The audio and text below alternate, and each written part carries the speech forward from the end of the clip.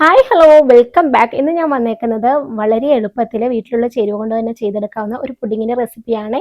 ഇതെനിക്ക് ഇൻസ്റ്റാഗ്രാമിൽ നിന്ന് കിട്ടിയ റെസിപ്പിയാണ്. ഞാൻ ചെയ്ത് കൊടുക്കിയപ്പോൾ എനിക്ക് വളരെയധികം ഇഷ്ടപ്പെട്ടു കേട്ടോ. അതപ്പോൾ നിങ്ങളോടും കൂടെ ഷെയർ ചെയ്യുകയാണ്. നല്ലത് കണ്ടാൽ നമ്മൾ ഷെയർ ചെയ്യണമല്ലോ. നമുക്ക് വീഡിയോയിലേക്ക് പോകാം.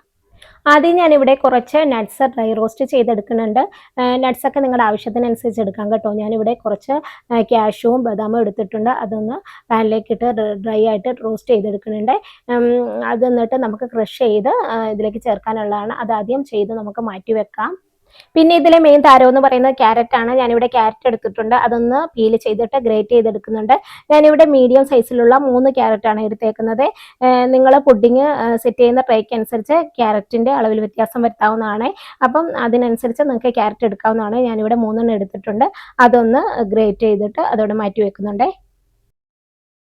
ഫ്ലെയിം ഓൺ ആക്കി കൊടുത്തിട്ടുണ്ട്. അതിലേക്ക് ഒരു പാൻ വെച്ച് കൊടുക്കുന്നു. പിന്നെ അതിലേക്ക് 3 ടീസ്പൂൺ നെയ്യാണ് ചേർത്ത് കൊടുക്കുന്നത്.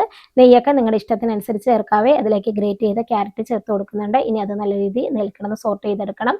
മധുരത്തിന് ആവശ്യമായ പഞ്ചസാര ഈ സമയം ചേർത്ത് കൊടുക്കാവേ. ക്യാരറ്റിലേക്ക് മധുരത്തിന് ആവശ്യമായ പഞ്ചസാരയാണ് ഈ സമയം ചേർത്ത് കൊടുക്കുന്നത്.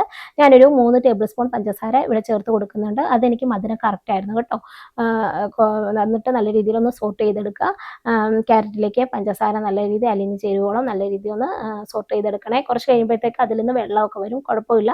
അത് നല്ല രീതിയിൽ ഡ്രൈ ആകുമ്പോഴത്തേക്കും ക്യാരറ്റിലേക്ക് ആ നെയ്യും പഞ്ചസാരയൊക്കെ പിടിച്ച് നല്ല രീതിയിൽ ഡ്രൈ ആയിട്ട് വരും. ക്യാരറ്റ് നല്ല രീതിയിൽ ഒന്ന് സോഫ്റ്റ് ആയി കിട്ടും. ആ സമയം നമുക്ക് തീ ഓഫ് ചെയ്യാവുന്നതാണ്. പുഡിങ് സെറ്റ് ചെയ്യുന്ന ട്രേയിലേക്ക് കുറച്ച് നെയ്യൊന്ന് ബ്രഷ് ചെയ്ത് കൊടുക്കുന്നുണ്ട്. ഒട്ടും തന്നെ പിടിക്കാതെ വിട്ട് കിട്ടാനാണ്. ചെയ്ത് കൊടുത്തില്ലെങ്കിലും കുഴപ്പമില്ല. ഈസിലി ഇത് വിട്ട് കിട്ടുന്നുണ്ട് കേട്ടോ. എന്നിട്ട് അതിലേക്ക് സോട്ട് ചെയ്ത ക്യാരറ്റ് ഇട്ട് കൊടുക്കുന്നുണ്ട്. അതവിടെ ഇരുന്ന് ആറട്ടെ. ആ നേരം നമുക്കൊന്ന് പാലൊന്ന് തിളപ്പിച്ചെടുക്കാം. ഞാനിവിടെ ഇതിനായിട്ട് 1/2 ലിറ്റർ പാലാണ് കേട്ടോ എടുക്കുന്നത്.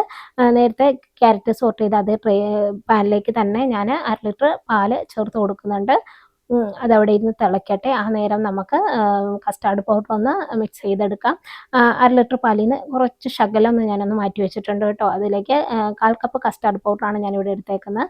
അതിലേക്ക് ഈ പാലും കൂടെ ചേർത്ത് കട്ടകളില്ലാതെ ഒന്ന് മിക്സ് ചെയ്തെടുക്കുക. ഡയറക്റ്റ് ഇട്ട് കൊടുത്താൽ കട്ട കിട്ടുന്നതുകൊണ്ടാണ് കേട്ടോ ഇങ്ങനെ ഒന്ന് മിക്സ് ചെയ്തെടുക്കുന്നത്. ഇനി മധുരത്തിന് ആവശ്യമായ പഞ്ചസാര ഇതിലേക്ക് ചേർത്ത് കൊടുക്കാം. ഞാൻ ഏകദേശം ഒരു 1/4 കപ്പ് പഞ്ചസാര ഇതിലേക്ക് ചേർത്ത് കൊടുക്കുന്നുണ്ട്. എന്നിട്ട് അതവിടെ തിളയ്ക്കട്ടെ. അതവിടെ തിളച്ച് വരുന്ന നേരം നമുക്ക് ഇതിലേക്ക് കസ്റ്റാർഡ് പൗഡർ നേരത്തെ മിക്സ് ചെയ്ത കസ്റ്റാർഡ് പൗഡർ ചേർത്ത് കൊടുക്കാം. അപ്പം നിങ്ങൾ നേരത്തെ ഇത് മിക്സ് ചെയ്ത് വെക്കുന്നതാണെങ്കിൽ കസ്റ്റാർഡ് പൗഡർ ചേർക്കുന്ന സമയം നല്ല രീതിയിൽ ഒന്നുകൂടെ ഒന്ന് മിക്സ് ചെയ്തിട്ട് വേണം ചേർത്ത് കൊടുക്കാൻ. അല്ലെങ്കിൽ കട്ട കെട്ടാൻ ചാൻസ് ഉണ്ട് കേട്ടോ. കസ്റ്റാർഡ് പൗഡർ ചേർത്ത് കഴിഞ്ഞാൽ പിന്നെ തീ ഒന്ന് ലോ ഫ്ലെയിമിലേക്ക് വെക്കുക. കൈ അടുക്കാതെ ഇളക്കിക്കൊണ്ടിരിക്കുക. ഇപ്പം നല്ല രീതിയിൽ തിളച്ചിതങ്ങ് നല്ല രീതിയിൽ ഒന്ന് കുറുകി വരും. കുറച്ച് നേരം കഴിയുമ്പോഴത്തേക്കും കൈ അടക്കാതെ ഈ സമയം ഇളക്കി കൊടുക്കുക കേട്ടോ. അങ്ങനെ തിക്കായിട്ട് നല്ല രീതിയിൽ കണ്ട് ബബിളൊക്കെ വന്നിട്ടുണ്ട്. ആ സമയം നമുക്കിതിലേക്ക് നേരത്തെ ക്രഷ് ചെയ്ത നട്ട്സും കൂടെ കുറച്ച് ഞാൻ ചേർത്ത് കൊടുക്കുന്നുണ്ട്. ഈ സമയം ഇത് ചേർത്ത് കൊടുത്താൽ നല്ല ടേസ്റ്റും ഉണ്ടാവും. ചേർത്ത് കൊടുത്തില്ലെങ്കിലും കുഴപ്പമില്ല കേട്ടോ. പക്ഷേ കയ്യിലുണ്ടെങ്കിൽ ചേർത്ത് കൊടുക്കുക. ഇങ്ങനെ ഇടയ്ക്ക് കടിക്കുമ്പോൾ നല്ലൊരു ടേസ്റ്റ് ഉണ്ടാവും. അതും കൂടെ മിക്സ് ചെയ്ത് നമുക്ക് തീ ഓഫ് ചെയ്യാം. നേരത്തെ സോർട്ട് ചെയ്ത് വെച്ച ക്യാരറ്റ് ഇപ്പം ചൂടൊക്കെ ആറി കിട്ടിയിട്ടുണ്ട്. അതിനെ ഒരു സ്പൂൺ വെച്ച് ട്രേയിലേക്ക് നല്ല രീതിയിലൊന്ന് അമർത്തി കൊടുക്കാം. ഒന്ന് സെറ്റായി കിട്ടാനായിട്ടാണ് കേട്ടോ. അത് അമർത്തി കൊടുത്തതിന് ശേഷം കസ്റ്റാർഡ് മിക്സ് ഒന്ന് ഇതിലേക്ക് ഊറ്റിക്കൊടുക്കാം. എന്നിട്ട് നല്ല രീതിയിലൊന്ന് കയ്യിലുള്ള സ്പൂൺ വെച്ചൊന്ന് ജസ്റ്റ് ഒന്ന് അമർത്തി കൊടുത്താൽ മതിയോ. ജസ്റ്റ് ഒന്നല്ലെങ്കിൽ ഒന്ന് ടാപ്പ് ചെയ്ത് കൊടുത്താൽ മതി കേട്ടോ. അങ്ങനെ ചെയ്ത് കൊടുത്തതിന് ശേഷം നേരത്തെ നമ്മൾ എടുത്തതിൻ്റെ നട്ട്സ് കുറച്ച് ബാക്കിയുണ്ടെങ്കിൽ അലങ്കാരത്തിന് വേണ്ടി മേളിൽ ഇട്ട് കൊടുക്കുക. ഞാൻ കയ്യിലുള്ളതുകൊണ്ട് കുറച്ചധികം ഇട്ട് കൊടുക്കുന്നുണ്ട് കേട്ടോ. ഇട്ട് കൊടുത്തില്ലെങ്കിലും കുഴപ്പമില്ല. ഇട്ട് കൊടുത്താൽ കാണാനൊരു ഭംഗിക്ക് വേണ്ടി ഇട്ട് കൊടുത്തതേ ഉള്ളൂ കേട്ടോ.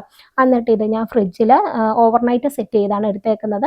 നിങ്ങൾ ഒരു 2 മണിക്കൂറൊക്കെ സെറ്റ് ചെയ്തെടുത്താൽ മതിയാവും കേട്ടോ. ഞാൻ സമയമുള്ളതുകൊണ്ട് ഓവർനൈറ്റ് ചെയ്തെടുത്തിട്ടുണ്ട്. ഇപ്പം എന്നിട്ട് ഇതേ ഒരു പ്ലേറ്റിലേക്ക് ഇത് ഫ്ലിപ്പ് ചെയ്തിടുന്നുണ്ട്. ഫ്ലിപ്പ് ചെയ്തില്ല നിങ്ങൾ നേരെ ഇട്ട് തന്നെ കട്ട് ചെയ്താലും മതി കേട്ടോ. ഞാൻ ഇപ്പം ജസ്റ്റ് ഒരു ഭംഗിക്ക് വേണ്ടി ഫ്ലിപ്പ് ചെയ്തെടുത്തതാണ് കേട്ടോ. അപ്പോൾ കാണാനൊരു ഭംഗിയുണ്ട്.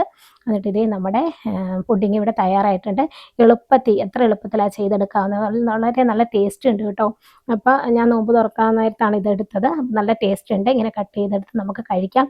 ഞാനിപ്പോൾ ഓവർനൈറ്റ് സെറ്റ് ചെയ്തുകൊണ്ട് നല്ല രീതിയിൽ സെറ്റ് ആയിട്ടുണ്ട് കേട്ടോ. നിങ്ങളൊരു 2-3 മണിക്കൂർ സെറ്റ് ചെയ്താൽ മതിയാവും കേട്ടോ. ക്യാരറ്റ് ഇഷ്ടമില്ലാത്തവർക്ക് പോലും ഈ റെസിപ്പി ഇഷ്ടമാവും. തീർച്ചയായിട്ടും നിങ്ങൾ ട്രൈ ചെയ്ത് നോക്കിയിട്ട് അഭിപ്രായങ്ങൾ അറിയിക്കണം. നിങ്ങൾക്ക് എൻ്റെ വീഡിയോ യൂസ്ഫുൾ ആയെങ്കിൽ തീർച്ചയായിട്ടും ലൈക്ക് ഷെയറും പിന്നെ സബ്സ്ക്രൈബ് ചെയ്യുക. ആരെങ്കിലും കാണുന്നെങ്കിൽ തീർച്ചയായിട്ടും ഒന്ന് സബ്സ്ക്രൈബും കൂടെ ചെയ്യണേ. പിന്നെ ഇപ്പോൾ പുതിയൊരു ഹൈപ്പ് എന്ന് പറഞ്ഞ ഓപ്ഷൻ ഉണ്ട്. നിങ്ങൾക്ക് എൻ്റെ വീഡിയോ യൂസ്ഫുൾ ആയെങ്കിൽ തീർച്ചയായിട്ടും ആ ഹൈപ്പിലും കൂടെ ഒന്ന് ടച്ച് ചെയ്യാൻ മറക്കല്ലേ.